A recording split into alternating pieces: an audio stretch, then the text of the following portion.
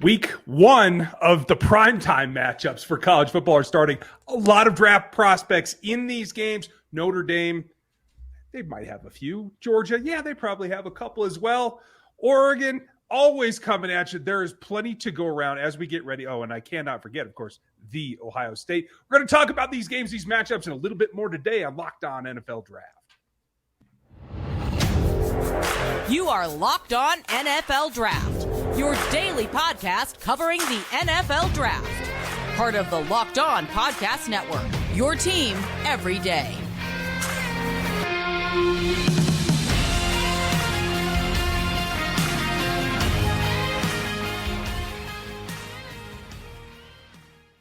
Welcome to another episode of the Locked On NFL Draft Show. I am your host, former NFL and AFL defensive back Eric Crocker. And of course, as always, I'm joined by my co-host Ryan Tracy, and we got John Harris here. You know, you guys can follow us on social media as well. We're all on Twitter at JHarrisFootball, at Ryan Tracy NFL, and at Eric_Crocker. We want to thank you for making us your first listen of the day, and also let you know that today's episode is brought to you by LinkedIn. LinkedIn Jobs helps you find the candidates you want to talk to faster. So post your job for free at linkedin.com/LockedOnNFL. All right, y'all. So we finally get to talk about some meaningful college football play. I'm excited about this, especially got some big time matchups starting off out the gate. And Notre Dame against Ohio State. I'm pretty sure there's a lot of prospects that are draft eligible that are going to be playing in that game. So, John Harris, who's some of the guys that you're looking to watch? Well, I got three prospects to watch in this one. My number 3 overall in the Harris 100 is C.J. Stroud, quarterback, Ohio State. I mean, he's been fabulous. And when I went through my top 10 with you, Eric, you know, Ryan wasn't there, and I came up with a player comp. My Harris 100 will be dropping September 1 at Harris Football. Check it out. And C.J. Stroud ended up at number 3. At number 8 was Jackson Smith-Njigba, with both of you told me last week that I was in the wrong for not having Kayshon Boutte from LSU. Now, LSU is going to get a nice little test from Florida State. They had a solid ball game last week against Duquesne. But Florida State's got a transfer from Albany who's pretty good, could change things on the defensive side, so I'm curious to see that. I had Jackson Smith-Njigba at number 8. I'm staying with it. I'm sticking with it because I'm stubborn. But one player for Notre Dame, the highest rated player that I have on the Notre Dame side, is tight end Michael Meyer. And it's interesting because you watch him, you see him at number 87. The first thing you think about is, oh, that's Gronk. You know, that's Gronk. And it's like, man, Gronk's the greatest to ever play at the tight end position. And the player I comped him to was TJ Hawkinson.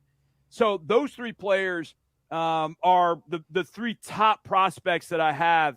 But this is one of those games in which I got them all throughout. But those are the top three I have: C.J. Stroud, Jackson Smith-Njigba, and Michael Meyer, the tight end from out of Notre Dame. There are 3 of the top 9 that I have in the Harris 100. Well, where do you have Paris Johnson? Because he's a big guy. He's been playing guard, but he's switching over to offensive tackle. And people have him as arguably the best tackle in this class. So where do you foresee him kind of landing in your top 100? Well, I got him right now at number 15. I think that's the spot where I've got him. Of course, I have the Harris 100 up at all times because I get asked this a lot. I take it back. 17, 15, 17. Okay, well, yeah, that's still pretty high. It's all the same, right? I mean, Kenyon Green with 15, Zion Johnson with 17. You know, one guard, another guard. But Paris Johnson 17. And there are 2 things about that, Eric. Number 1, I think Paris Johnson 17. He's number 1 OT on my board, but he's got a lot to prove because he's playing offensive tackle for the first time, where he's been inside, he's been at guard, and he's heavy-handed, he's powerful, but now he's stepping outside, out wide. The second thing about it is he's going to face Isaiah Foskey, who I think is the best Notre Dame player out on the edge. It's 6'4", 6'5", 255, 260 pounds. Went to De La Salle up in NoCal. That's a great, tremendous high school. So Foskey has gone to Notre Dame, gotten better and better and better. And Notre Dame uses him a lot of different spots. But I'll be dialed in when Foskey, wearing 7, is going against 77 Paris Johnson. I think that is the best draft matchup in this game. I don't know how often they'll match up. Foskey might play weak, strong. He might play left, right. He might actually play a stack backer a little bit too. There are a lot of things that Marcus Freeman did with Foskey. So they may not directly go one-on-one.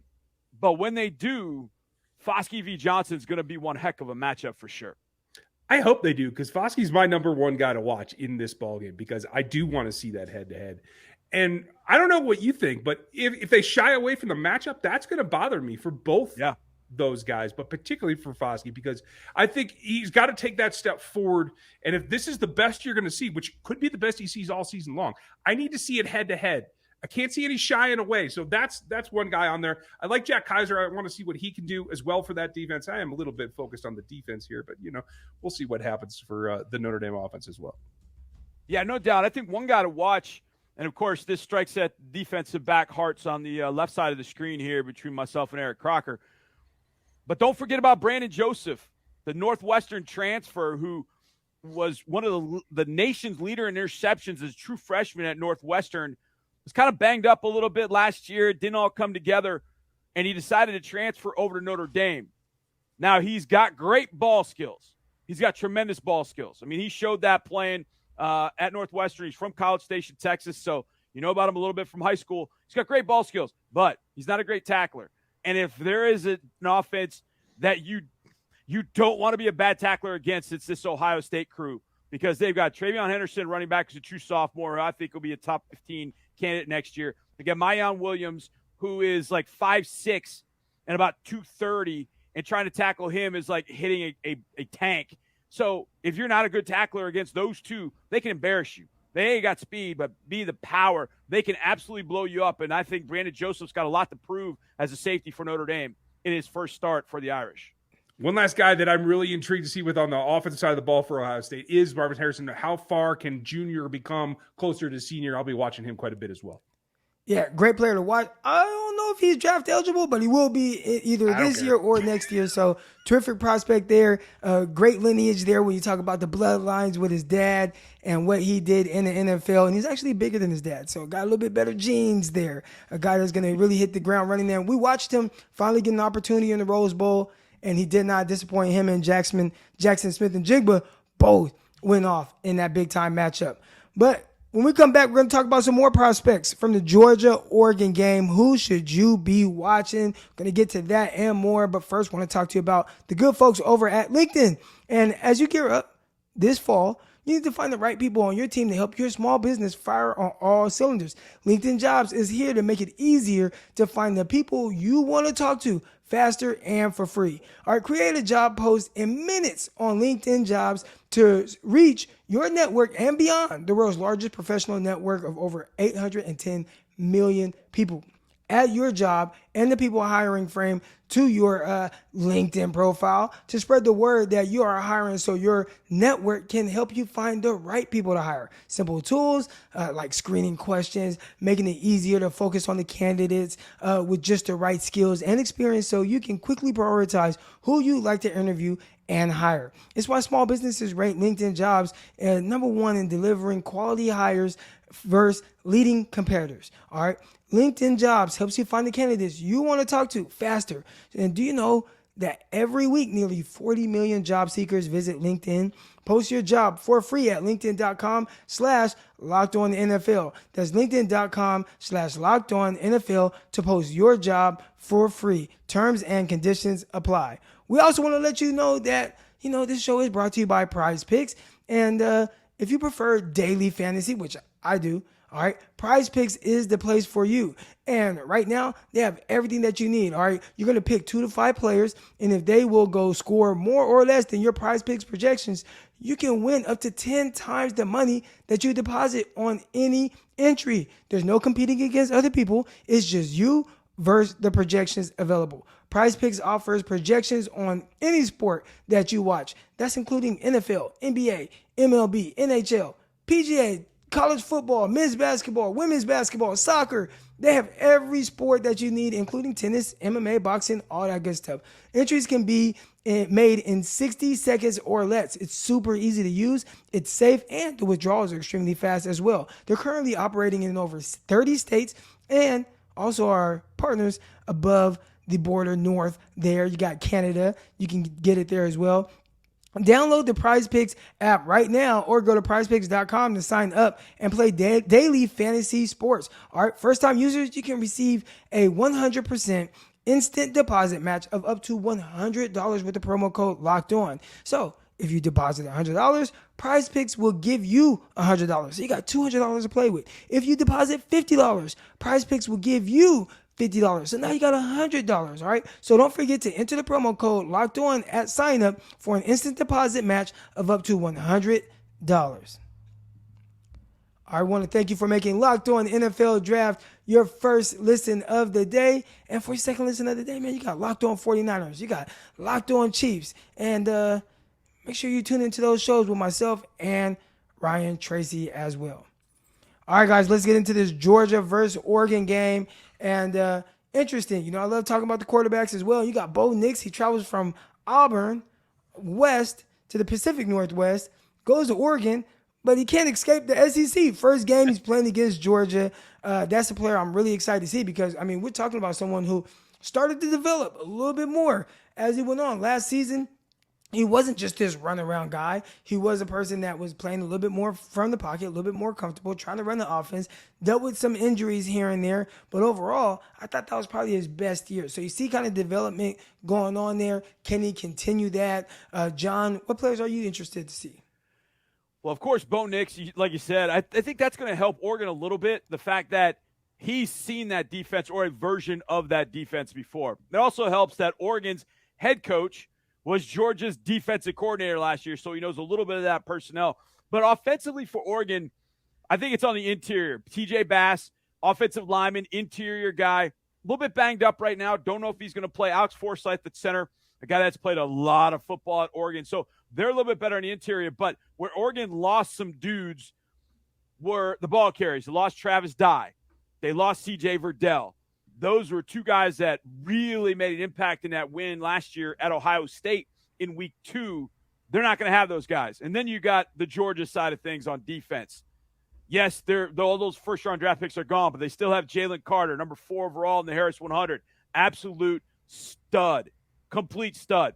But I'm going to say something that's going to sound blasphemous to people in the SEC because you guys know how SEC fans are. Everything they do is the best. You can never say anything else is the best, especially what I'm about to say from some group in the Pac-12. But if number 10, Justin Flo, is fully healthy, Noah Sewell and Justin Flo are the best linebacking duo in the entire country. They are 250 pounds plus. They run, they hit. It's the best linebacking duo in the country as long as Justin Flo from out of Upland, California, is healthy. In the one game he played last year against Fresno State, he had 14 tackles, forced fumble. He knocked one dude out of the game. This is a physical specimen, but he's got to be on the field to play. 1-10 for Oregon on the defensive side, the best linebacking duo in the country. And yes, SEC fans, I just said that. There is another player that a lot of people aren't really focused on, the transfer from Colorado to Oregon, cornerback. 6'2", 200 pounds, Christian Gonzalez, super athlete. We're talking about a track athlete, runs in the low 10s in a 100-meter dash, physical freak. From that standpoint, his sister has kind of been shown on Hard Knocks a little bit. She's with the Blau? Yeah. Is that his name, the quarterback? Yeah, David so Blau. Shows his sister kind of running around the track. Blau. That makes sense, yeah. Yeah, so big-time potential there for a cornerback who a lot of people haven't been talking about. But 6'2", 200 pounds, fluid athlete, runs extremely fast. Another player I'll definitely be watching on the Oregon side of the ball. They're going to need both of them because they're going to have to slow down Bowers at some point, right? The offense has to flow through him. Or Cesabetta is not going to survive very long, I don't think so. So the question is going to be, what's that matchup going to be? Are you going to bring in maybe a speedy corner type that you think you can match with him? Do you want to try to rough him up and try to keep him in the box? Let Sewell and Flo try to attack that? I don't know. I'll be interested to see what the concept is and then see if there's anybody who can slow him down. I think you have to treat Bowers like a receiver. I think if you don't, you'll get worked because they've got Darnell Washington who's going to be the inline wide. Now, where it gets interesting is how much, if at all, Eric Gilbert is probably the biggest enigma in college sports. Nobody knows what Eric Gilbert is going to do. I mean, he just had a car accident the other day. Now, apparently he's okay, but he missed last year with an injury or something. At LSU in 2020, he showed some things, but it was just kind of he was this 5-star, but he's touting him to be the next guy, and he hasn't been because he just hasn't been on the field. But if Gilbert's on the field, that's where it gets interesting. But to me, to your point, Eric, about Gonzalez, I think where Bowers is detached, that's got to be a matchup. You cannot put a safety on Bowers or have 10 catches. Stetson Bennett is just going to go there all day long. And to your point, Eric, Gonzalez not the only corner. Kaylee Ringo, the corner for Georgia, number 5 on the other side. He's actually from the Pac Northwest, coming, taking on a team from that area. Kaylee Ringo, big-time football player with a lot of experience. Gonzalez, a transfer from Colorado. I'm excited to see him in Duck Green. But there's some prospects in this game. And one of the highest rated we haven't even talked about, Brandon Dorless, number 3. Inside guy can play anywhere from 5 technique to 5 technique, can play up and down the line of scrimmage. There's no Kayvon Thibodeau, but Brandon Dorless, number 3, can be disruptive as all get out. I love him. I have him in my top 25, and a lot of people are sort of sleeping on him. I think Dorless is an absolute player for Oregon's defense. Yeah, Bowers, big time tight in there. A lot of people like Washington, and Bowers just came on storm. And I felt like, as it pertains to pass catchers over there at Georgia, he might have been the best pass catcher. And that was with George Pickens on the team. But he was the most dynamic player there. And obviously, George Pickens missed a lot of time. They also had Jermaine Burton. He transferred over to Alabama, so we'll see how he does over there. Coming up next, we got either or. We're going to dive into some good stuff there. But y'all know, man, it's time to talk to you about our good friends over at Dave. And level with me here. We've all been in this situation at some point in our lives when, we need a little help because we're tight on cash. Maybe you can't afford a few dollars of gas, right? We know gas can be pretty expensive right now. Or you got this date, but you can't afford a gift. Well, that's where Dave comes in. If you've been living paycheck to paycheck or struggling to make ends meet, it can be really stressful, especially when unexpected expenses come up. Dave can help you get out of that pinch when you really need it. Hindsight is 20/20, and you can't change the past. But what if you could get a little help from your future self? Maybe you'd ask to borrow a little bit of cash. All right, Dave is a banking app that can help you get up to $500 instantly with extra cash. That's more money to fill your tank, buy a wedding gift, or catch up on some bills. You can finally tackle those expenses that have been really stressing you out without any hangups. There's no interest. There's no credit check needed. Millions of people have already downloaded the Dave app to get the financial relief that they need and extra cash. So if you are in a pinch and you need some help, download Dave and think of it as a helping hand from your future self. All right, download the Dave app from the App Store right now. That's DAVE. Sign up for the extra cash account and get up to $500 instantly. For terms and conditions, go to dave.com/legal. Instant transfer fees apply. Banking provided by Evolve, member of the FDIC. Your future you. Well, thank you. All right, y'all. Either or. It's one of my favorite times of the week with John Harris. So lay it on us, man. All right. So, Eric, you locked on 49ers. Ryan, you locked on Chiefs. The Raiders today cut Alex Leatherwood, and they traded Trayvon Mullen. They were 2 high draft picks. Leatherwood was a first. Mullen was a second back in 2019.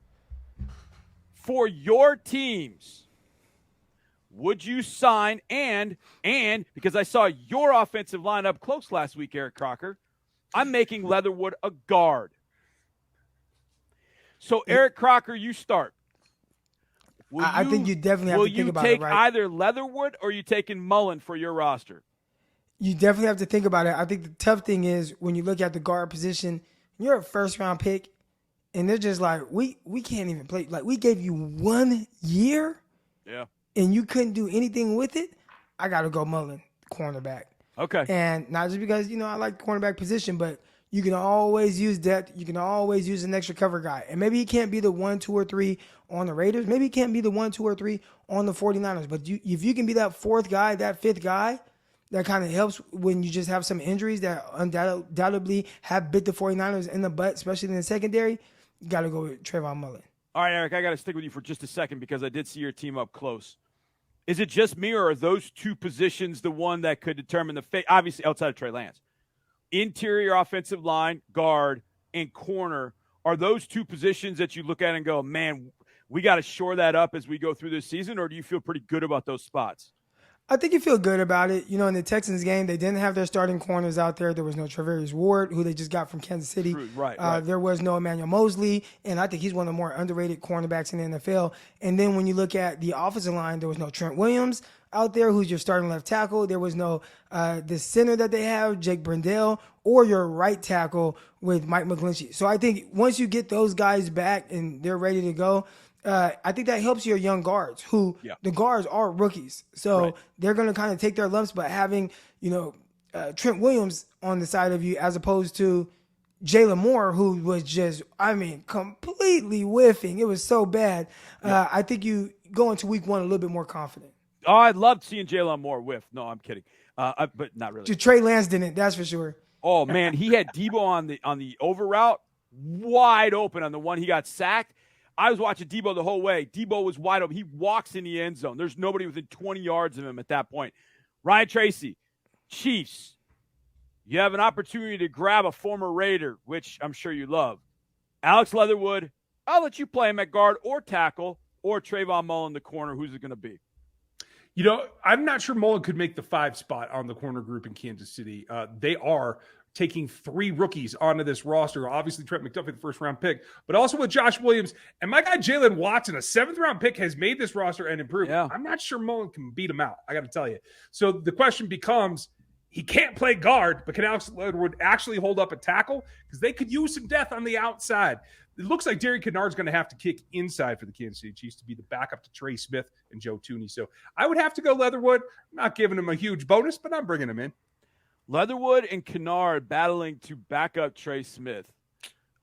Man, SEC fans, you just tied knots all in SEC fans with that little triumvirate of SEC interior players. Okay, this one, not really about the draft. But Ryan, we'll start with you. Which one has a higher level of stupidity for a head football coach? Either not putting out a depth chart before your game, or a surprise onside kick up 11 in the middle of the third quarter. Ryan Tracy, which one is it? These are preseason games, right? He's talking about the college football. He's talking about Nebraska. I'm talking about college football. I'm talking about Nebraska. Okay, all right. Scott Frost. And then, I got something to say about Scott Frost. You mean the ex-Scott Frost, the ex-Nebraska? Yes. Yeah, we're going down that road, right? I don't know. You can pick your choose, but the lineup ain't going to cost anybody, right? Decision-making in-game will, so you have to go with that onside kick. I just had to bring it up because I think Steve Sarkisian, this whole no depth chart thing before the game, I think is the biggest load of just nonsense ever. Like, we all know you're starting Quinn Ewers at quarterback, and at that point, do we really care about who else is going to start? We'll figure it out as you play. I don't get it. I think the dumber thing is that the coach didn't make the announcement, right? It was the under press secretary. They decided to let that little piece of information out. So there's your dumb move. Yeah, it's the University of Texas. Eric Crocker, do we know the answer? Surprise onside or no depth chart release before the game? I know the surprise onside was kind of bad, but I actually like the thoughts of that. Like, just trying to catch a team off guard. Okay, you go up 2 scores, and let's see if we can really get them to put our foot on the throat. Unfortunately, they did it, and they ended up losing. So when something like that happens and backfires to that extent, everyone is going to pile on you. I think Scott Frost, just in general, his biggest issue, he's lost all the close games. Yep. And you can't keep losing close games because ultimately I think it comes down to you, and maybe you're just not a good coach. So that's a little unfortunate, but I actually kind of like that decision. The whole depth chart thing I think is a little weird because at the end of the day, when it comes to Texas, the people in Texas that are rooting for the Longhorns over there, they already probably know who the starters are. And I think for people on the outside like us who are looking at the game, well, we know Bijan Robinson is going to be playing. We know Quinn Ewers is going to be playing. We know Xavier Worthy is going to be playing receiver. Those are the main guys that matter the most. So, no depth chart. It's a little silly in my opinion. Okay, Eric, last one. Sneakier hot game on Saturday. Week 1, college football. Can't believe it's back. So excited. At 2:30, Central Time, you got Cincinnati going to Arkansas. At 6 o'clock. Pig Suey. Oh, I should have known. But the other side of this, either Cincinnati at Arkansas or Utah at Florida. What's a sneakier, hot matchup on Saturday? Cincinnati, Arkansas, Utah at Florida. Listen, you know, I live in Arkansas. I'm turning into a Razorback fan just a little bit, but it's got to be Utah, Florida. You know, Utah, they typically are good, and they are a team that's going to compete. We watched them, again, last year, Rose Bowl. You watched them against Ohio State. That was an amazing game. It was a shootout. Utah took them down to the wire. I mean, just amazing. I love the way they competed. I think they're going to go to Florida. I think they're going to compete just as well. So I think out of being a sneaky game, I don't even know if it's sneaky. I think that's a good game that a lot of people should be paying attention to. I have to agree with you. They have two of the sneakier quarterback positions that may actually make up some ground in the national thought process. So I'm there for that ball game.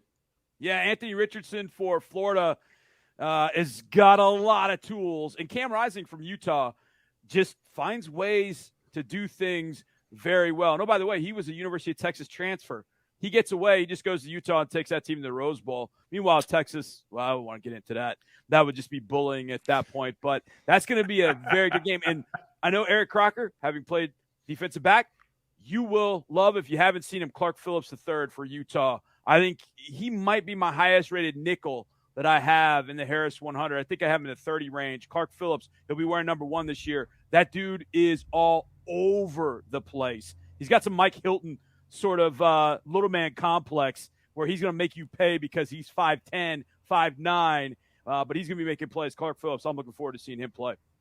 That's awesome, man. Looking forward to a lot of these games this weekend. But that's going to do it for this episode of Locked On NFL Draft. We want to thank you for making us Locked On NFL Draft your first listen of the day. Now, for your second listen, go check out the Ultimate Pro Football Preview 2022, an 8-episode extravaganza to get you ready for the NFL season. The local team experts of the Locked On Podcast Network, plus a betting angle from Lee Sterling of Locked On Bets, all combining into one ultimate NFL preview.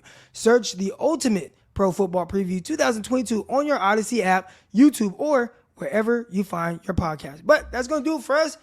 We'll see y'all tomorrow when we have Rob Ring with us. Peace.